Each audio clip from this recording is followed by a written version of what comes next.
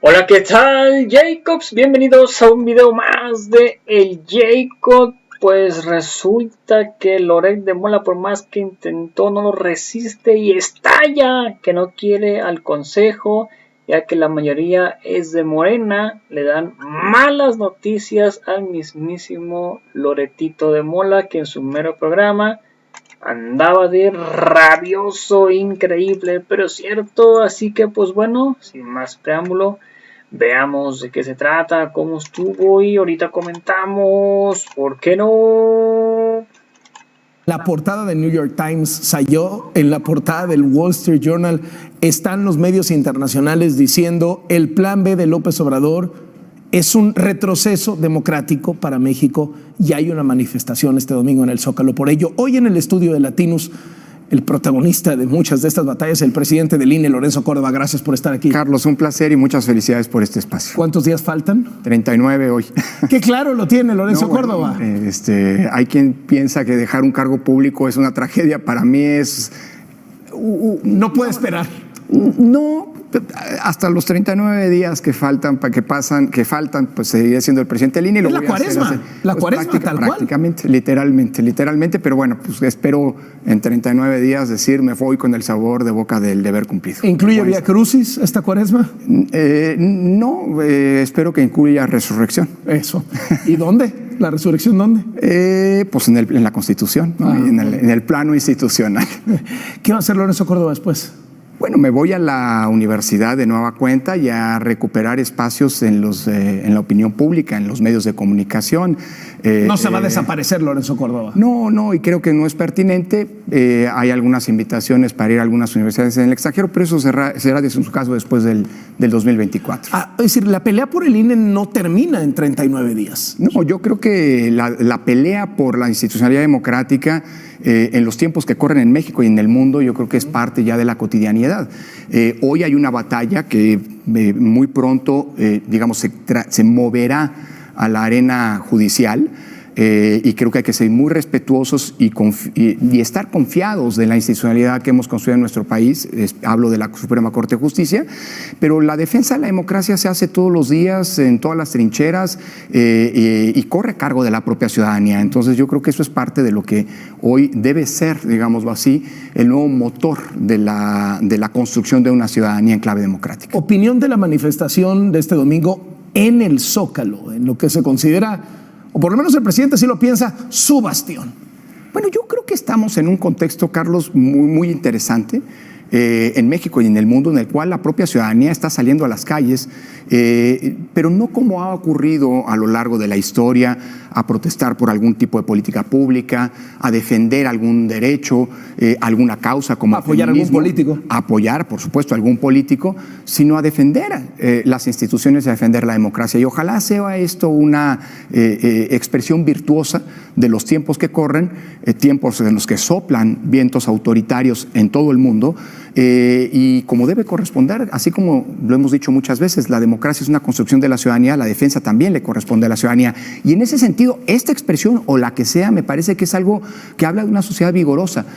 Salir a la calle significa ejercer un derecho democrático fundamental, el derecho a la protesta, que mientras se ejerza dentro de los cauces legales, es decir, sin exceder los límites que marca la propia Constitución, las constituciones para este derecho, me parece que es algo muy positivo. El presidente dice que ir a la manifestación del domingo es defender al INE, defender a Lorenzo Córdoba, defender a García Luna. Bueno, no sé, yo no conozco a García Luna, entiendo que ha sido condenado por crímenes en otro país, y no tengo ningún afecto ni nada que decir al respecto. Así que mezclar la gimnasia con la magnesia me parece un error. Dicho lo anterior, yo creo que es una equivocación. Lo que yo entiendo que está ocurriendo en estos tiempos, pasó en noviembre y es ahora, es una ciudadanía defendiendo sus derechos. Está manipulando el presidente esto. O sea, al decir, todos ustedes que salen al Zócalo, en el fondo quieren defender la corrupción, quieren defender a García Luna, quieren defender el narcogobierno, quieren defender los viejos privilegios. Mira, Carlos, justamente hoy escribí en mi columna en el periódico que la democracia se pone en riesgo cuando el discurso estridente y polarizador gana el campo, se instala en el campo. los peores experimentos totalitarios de la historia, y hay ejemplos dramáticos, justo hace un siglo, en Italia, en Alemania, a principios del siglo XX, nos reflejan cómo antes de estas distorsiones democráticas que se convirtieron en autocracias, siempre, invariablemente hubo un discurso que polarizaba la sociedad, que dividía la sociedad entre los buenos y los malos, entre los amigos y los enemigos. Ese tipo de discurso es un discurso profundamente autocrático y autoritario. Y entiendo que desde el poder hay a quien en México y en el mundo pretende ejercerlo. Y creo que es muy importante no caer en esa lógica, porque entonces ahí sí la democracia se agota. La democracia significa, ante todo, tolerancia. Se vale no pensar lo mismo en democracia. Es más, la democracia se enriquece cuando ello ocurre. Pero ese pensar distinto debe estar centrado en un respeto, porque tú puedes ser mi adversario, pero eres alguien al que le doy legitimidad para pensar distinto. Cuando te veo como un enemigo, literalmente te descalifico, no hablo contigo, se cierran todas las puertas a cualquier consenso y por lo tanto se erosiona la democracia. Por eso creo que es muy importante, entiendo la lógica, hay quien lucra de esto, lo ha habido en la historia, pero creo que es muy importante que eso no sea lo que se instale en la discusión pública, porque entonces ahí sí, todos seremos corresponsables de asfixiar o, dicho en otras palabras, de intoxicar a la democracia. El New York Times, en su pieza sobre el tema de la marcha del INE, decía que de acuerdo a 3 de sus fuentes, funcionarios del gobierno de Biden, habían decidido no provocar a López Obrador con este tema de la defensa del INE, porque confiaban en que las instituciones mexicanas iban a ser capaces de contener a López Obrador. Lorenzo Córdoba hoy confía en la Suprema Corte, que parece ser la última aduana. Si no es esa institución, ¿ya no fue? Mira, efectivamente no parece ser. Es la última aduana, Carlos. Las cortes constitucionales en las democracias son el último baluarte para defender a la democracia misma y al orden constitucional, al Estado democrático de derecho. Y la Corte, lamentablemente, digo lamentablemente por lo que ha ocurrido, por la renuncia a la política, por la actuación de 2 de los poderes del Estado, de actuar y de ir en contra de lo que establece la Constitución en materia electoral, hablo del Ejecutivo y del Legislativo, pues nos orillan a que sea la Corte el órgano, el poder invocado para resolver este diferendo. Eso es parte de las reglas del juego democrático y claro, es un juego al límite. Después de la Corte no hay nada más. Si la Corte decidiera, por ejemplo, que este así llamado Plan B, que claramente está plagado, ese es nuestro criterio, de una enorme cantidad, hemos dicho que es una constelación de inconstitucionalidades, decide validarlo, pues habrá que darle la vuelta a la página y ver cómo en esas condiciones que van a ser muy graves porque abren un boquete, es una especie de torpedo en la línea de flotación de nuestro sistema electoral, pues cómo hacemos para no perder la democracia el próximo año en las complejas elecciones del 24. Pero yo confío mucho en la Corte, en los criterios que ha emitido, en la congruencia que en varias ocasiones ha... Ya de entrada suspendió el primer tramo del Plan B para Estado de México y Coahuila, ¿no? Exactamente, lo cual es una buena noticia, pero también, por ejemplo, en enero, esta Corte, ya bajo la presidencia del actual presidente, del actual titular, la ministra Piña, ya, por ejemplo, anuló la ley electoral de Coahuila por un detalle técnico. Modificaron las acciones afirmativas en materia indígena, pero no hicieron consulta a las comunidades pertenecientes a esa minoría, a ese grupo, y anuló la reforma en su integralidad. Bueno, el Plan B afecta acciones afirmativas en materia indígena, en materia de afrodescendientes, en materia de personas de la diversidad sexual, en personas discapacitadas, y no se hizo consulta previa. Entonces los precedentes creo que son muy positivos y yo confío mucho en la institucionalidad. Pero la democracia hay que cuidarla y no bastan las instituciones, a las instituciones hay que arroparlas. Hablábamos en alguna ocasión previa... ¿Arroparlas? Sí. ¿Y presionarlas también? O sea, es decir, viene ahora una presión sobre la Corte, una presión sobre los ministros, una mediatización de la decisión de los ministros. Mira, o por el contrario, hay que darle su espacio. Mira, yo creo que las presiones existen. Los órganos públicos trabajamos bajo presión. Hay algunas presiones que son muy venturosas. Si la sociedad nos genera contextos de exigencias, exige que cumplamos oportuna y puntualmente nuestro trabajo, es algo muy positivo. Pero si por presión significa intentar chantajes y amenazas, vengan de donde vengan, desde el poder o desde incluso grupos de la sociedad, Me parece que eso es, digámoslo así, llevar al límite a la propia institucionalidad democrática. Yo creo que una vez que se presenten, nosotros hemos sido muy enfáticos, Carlos. O sea, si no quieres que el presidente se porte así, no te portes tú. Ese es parte del arreglo democrático. Cuando dos partes juegan la lógica del amigo-enemigo, la democracia se agota. Si hay alguien que quiere jugar esa lógica, que la siga jugando, pero a la institucionalidad hay que cuidarla. Y también es importante el contexto internacional. Carlos, aquí lo platicamos en este espacio contigo. Yo fui invitado como jefe, presidente de las misiones de observación electoral en Brasil. La democracia brasileña estuvo en riesgo por la deslealtad democrática de quien ejercía el poder, del presidente Bolsonaro. Y el acompañamiento internacional para defender la democracia brasileña, que sin duda es una responsabilidad de los brasileños, pero su caída nos afecta a todos, me parece que es indispensable. En ese sentido, el hecho de que Estados Unidos diga México puede solo, no es una mala noticia. No valdría la pena la presión de nuestro vecino, principal socio comercial y además potencia número uno. Pues mira, yo creo que los contextos de exigencia a nivel internacional siempre son pertinentes. Hoy estamos firmando un convenio, un acuerdo de libre comercio con la Unión Europea, y los europeos son muy enfáticos en lo que ellos llaman las cláusulas democráticas, es decir, que se respeten los derechos y que se respeten las condiciones democráticas de los países con los que ellos establecen cualquier tipo de acuerdos. Ese tipo de presiones internacionales siempre son venturosas, siempre y cuando no se conviertan en una injerencia indebida, porque los asuntos de México son problema que tenemos que resolver las y los mexicanos a través de la institucionalidad que nos hemos dado. Yo confío en esa robustez, pero siempre externar preocupaciones que vengan desde fuera es muy pertinente para, pues, digámoslo así, arropar, déjame decirlo, pues, digamos, las condiciones democráticas que creo deben prevalecer en nuestro país. Hay quien dice Lorenzo Córdoba se ha pasado de la raya, debe ser menos agresivo con el presidente, debe moderarse un poco más en sus opiniones. ¿Qué piensa Lorenzo Córdoba de esta crítica? Mira, yo creo que esto es algo construido también desde quienes buscan descalificar y deslegitimar el trabajo que ha hecho el INE. Es muy curioso, se ha buscado construir la narrativa de que si Lorenzo Córdoba no hubiera tenido este tono que no es de confrontación, de defensa y de no permitir digamos, que permeen y que avancen las descalificaciones y las falsedades que desde los circuitos del poder se le hacen al INE, el INE no estaría en esta coyuntura. En pocas palabras, hay quien está queriendo construir el discurso de que como el INE se pasó, ahora el INE está pagando las consecuencias. Mira, ha habido órganos que han sido mucho menos, digámoslo así, que han salido a responder mucho menos vocales, para decirlo de alguna manera, y les ha ido igual de mal. Si lo que estamos es frente a un momento, el presidente tenía al INE en la mira. Desde 2006. Entre otras cosas porque el INE es, a diferencia de los otros órganos del Estado, el responsable de aplicar las reglas del acceso al poder político. Así que era, esas críticas... El ataque al INE iba a pasar, dijera lo que dijera Lorenzo. Pero además el ataque al INE comenzó desde hace mucho tiempo, desde antes de que el INE siquiera saliera a responder las falsedades que se dicen sobre el propio instituto, que si es el más caro que del mundo, que si el sistema electoral es más caro del mundo, que son todas falsedades, como lo hemos demostrado una y otra vez. Así que yo creo que lo que estamos es frente a un esquema en el que hay una institución del Estado mexicano, pues que sale y desmiente las falsedades que desde otros ámbitos del Estado mexicano se plantean.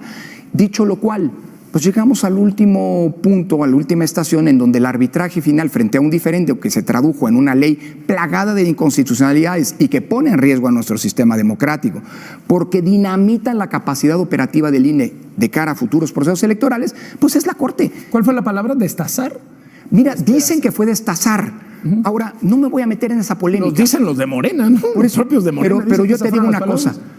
Sin entrar en la polémica de si se dijo o no se dijo, lo que el plan B hace es destazar al INE. Entonces, lo que las normas, lo que esta reforma plantea, pues es justamente eso, ¿no?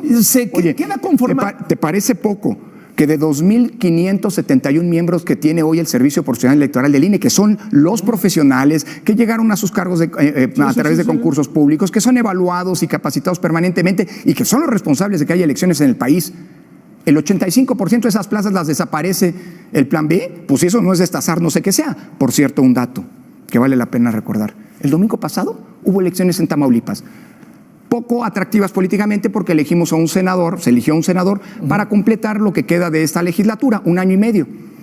El INE planeó instalar 4.777 casillas.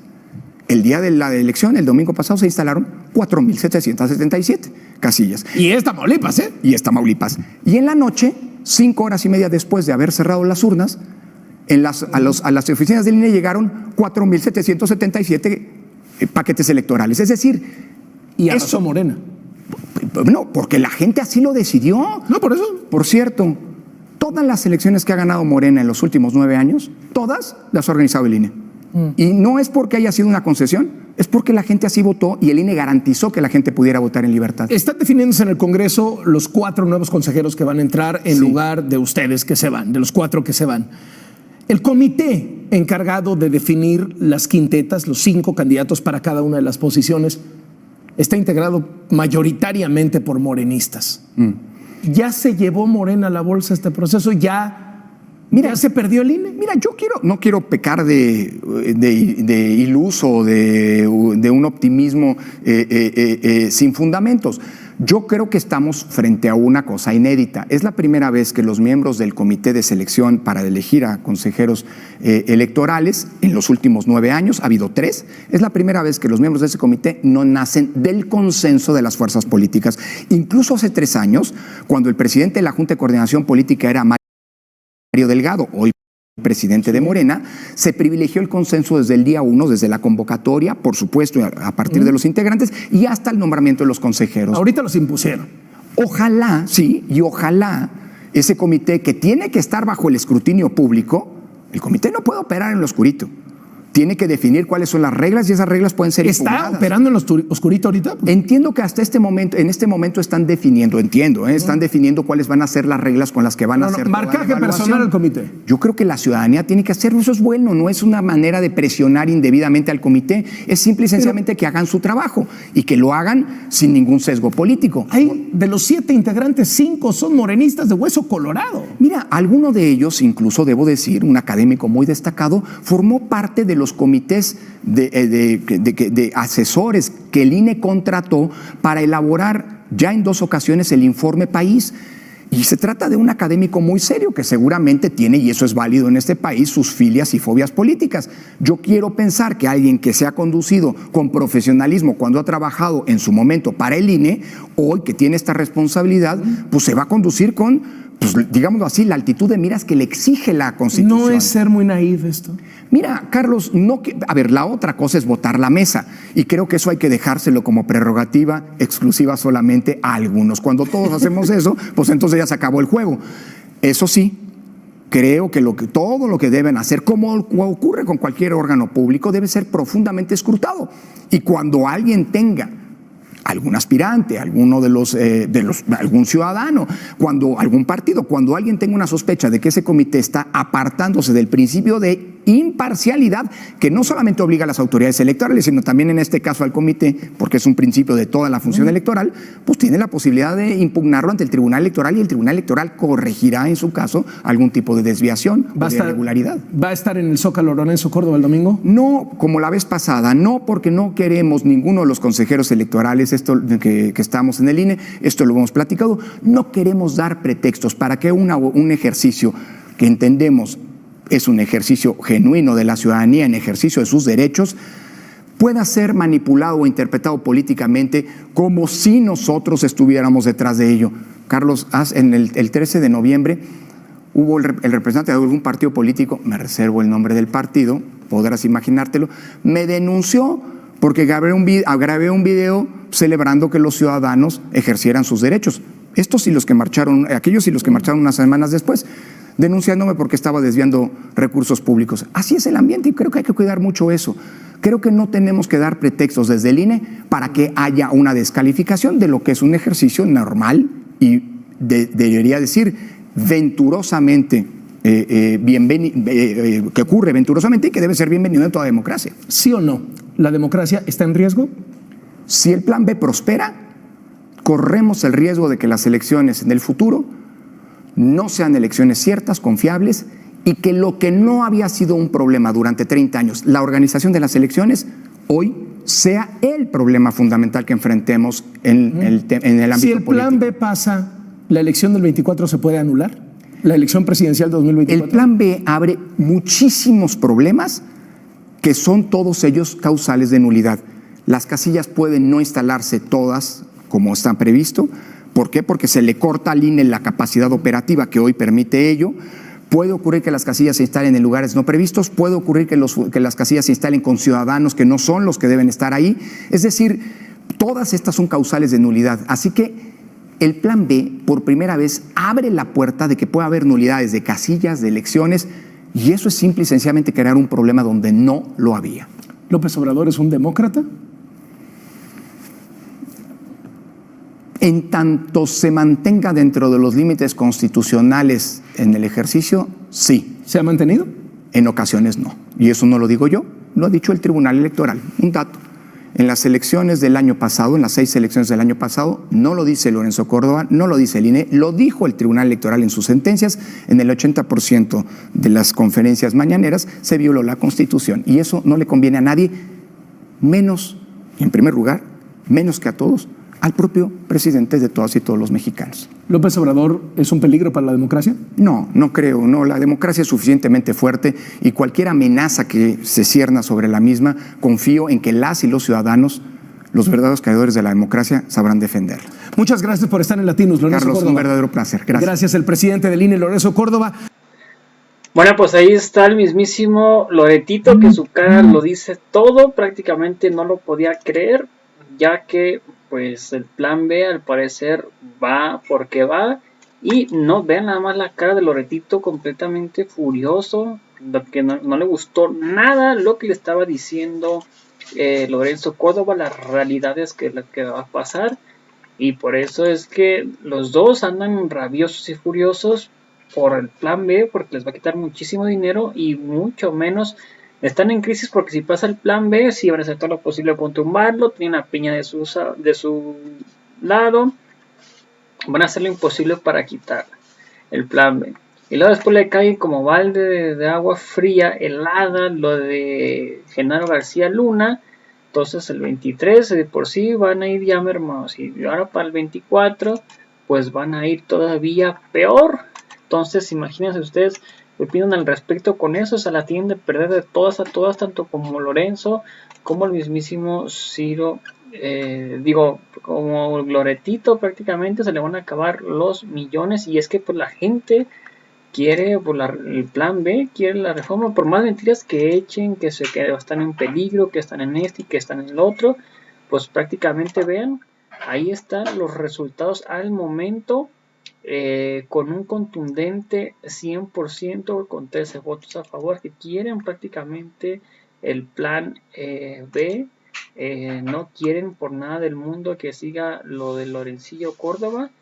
Y ahí está, contundente, 100%, eran 13 votos, ya se unieron 2 votos más, ahora están con 15 votos prácticamente a favor. Así que pues bueno amigos, ahí están, no sé ustedes qué opinan respecto de esto. Es contundente lo de la gente. Así que pues bueno amigos, a toda la audiencia, muchas gracias por ver el video. Recuerden si me pueden apoyar con like en la página, con el video, comentarlo y compartirlo para que muchas más personas vean. Sería completamente fantástico. A toda la audiencia, gracias por el video. Los invito a ver nuestro siguiente video. Hasta la próxima. Bye. Suscríbanse en el video, comentar, compartir y difundir, tanto como en Facebook como en YouTube, para que muchas más personas vean. Hasta la próxima.